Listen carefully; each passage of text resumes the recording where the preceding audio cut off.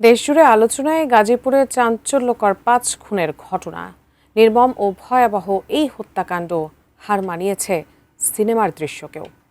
পুরো ঘর জুড়ে ছোপ ছোপ রক্ত আর একই পরিবারের নারী শিশুসহ ৫ সদস্যের গলা কাটা মরদেহ দেখে স্তব্ধ এলাকাবাসী। তারপরও মরদেহের পাশ থেকে উদ্ধার হওয়ার রহস্যময় কিছু কাগজ পুরো ঘটনাকে আরও রহস্যময় করে তুলেছে। কি লেখা ছিল সেই কাগজে, আর কেনই বা একই পরিবারের ৫ জনকে হত্যা করা হলো, বিস্তারিত জানাচ্ছেন মেহেদি হাসান।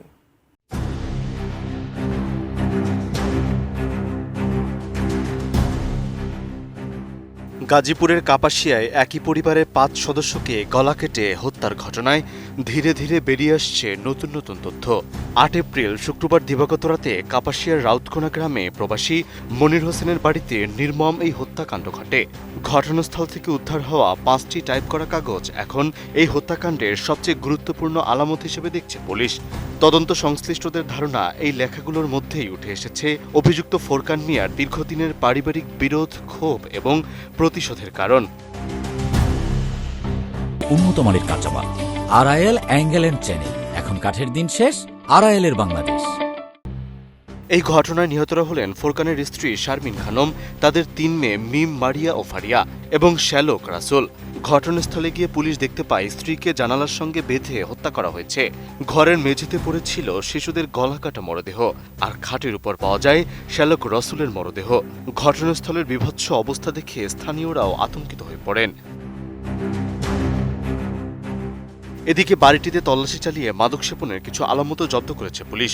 পাশাপাশি ঘটনাস্থলের বিভিন্ন জায়গা থেকে উদ্ধার করা হয়েছে বেশ কিছু প্রিন্ট করা কাগজ, যা কোনো লিখিত অভিযোগ বা মামলার নথি হতে পারে বলে ধারণা করা হচ্ছে। এখন এসব আলামত খতিয়ে দেখছেন তদন্তকারীরা। পুলিশ জানিয়েছে, উদ্ধার হওয়া কাগজগুলো গোপালগঞ্জ সদর থানার ওসির নামে লেখা ছিল। সেখানে স্ত্রী শারমিন খানমের বিরুদ্ধে পরকীয়া এবং অর্থ আত্মসাতের অভিযোগ তোলা হয়। ফোরকানের দাবি, তার কষ্টার্জিত প্রায় ১০ লাখ টাকা আত্মসাৎ করে তার স্ত্রী বাবার বাড়িতে জমি কিনেছিলেন। একই সঙ্গে স্ত্রীর খালাতো ভাই রাজু আহমেদের সঙ্গে সম্পর্কের অভিযোগও এই লেখাগুলোতেও উল্লেখ করা হয়েছে। তদন্তকারীরা মনে করছেন, এই অভিযোগ নিয়ে দীর্ঘদিন ধরে পরিবারটির ভেতরে অশান্তি চলছিল। ওই লেখাগুলোতে আরও দাবি করা হয়, গত ৫ মে স্ত্রী শারমিন এবং রাজু মিলে ফোরকানকে মারধর করছিল, আর সেই ঘটনার পর থেকেই তার মধ্যে ক্ষোভ আরও বাড়তে থাকে বলে ধারণা করছেন তদন্তকারী কর্মকর্তারা।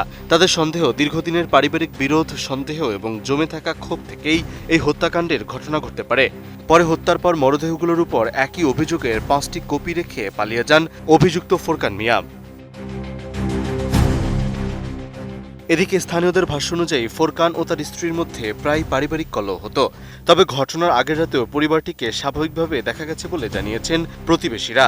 আর সেই কারণেই হঠাৎ ঘটে যাওয়া এই হত্যাকাণ্ড পুরো এলাকায় আতঙ্ক, শোক এবং চাঞ্চল্যের সৃষ্টি করেছে।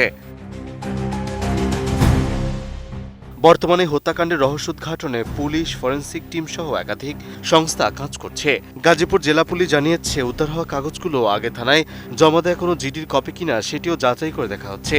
একই সঙ্গে পলাতক ফোরকান মিয়াকে গ্রেপ্তারের চেষ্টা চালাচ্ছে আইনশৃঙ্খলা বাহিনী। Mehedi Hasan, ATN news.